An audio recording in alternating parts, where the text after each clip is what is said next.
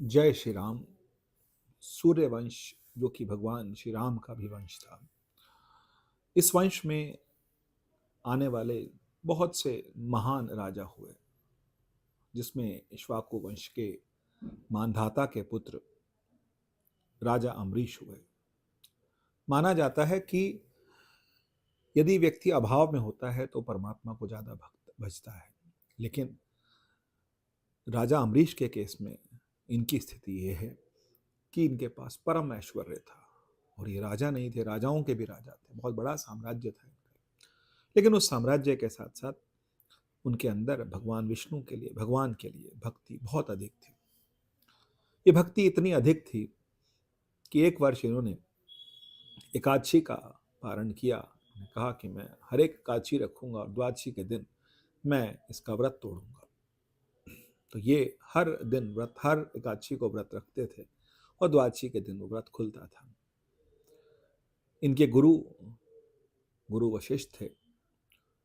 ये व्रत रखते रहे और जब जिस दिन व्रत, अंतिम व्रत था, उस दिन हुआ ये कि इंद्र को भी लगा कि ऐसा इतना महान कर्म करने के बाद ये राजा मेरी जो स्थिति है या जो मेरा सिंहासन है उसको कहीं ना ले ले। तो ऐसे में इंद्र ने दुर्वासा ऋषि को प्रेरित किया कि आप जाकर के उनकी परीक्षा लीजिए। और दुर्वासा ऋषि वहाँ पहुँचे। दुर्वासा ऋषि ने कहा कि मुझे यहाँ पर आपके यहाँ भोजन करना है। द्वादशी का समय था, सुबह का मुहूर्त था। उन्होंने अपना व्रत खोलना था कि गुरु ने कहा तुमने व्रत खोलना है, लेकिन दुर्वासा ऋषि ने कहा कि मैं नित्य कर्म करके आकर के वापस आता हूँ और आकर के फिर आप व्रत खोलना।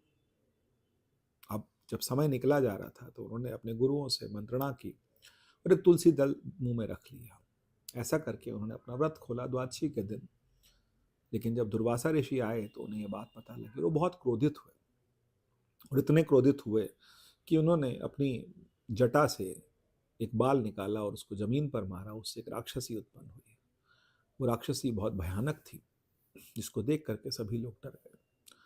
और वो राक्षसी आक्रमण करने के लिए आई राजा अम्बरीश की ओर। ये देख करके भगवान विष्णु को बहुत क्रोध आया और भगवान विष्णु ने अपना सुदर्शन चक्र भेजा। जब सुदर्शन चक्र आया तो सुदर्शन चक्र ने वो राक्षसी का सिर काट दिया और उसके बाद सुदर्शन चक्र दुर्वासा ऋषि के पीछे भागा।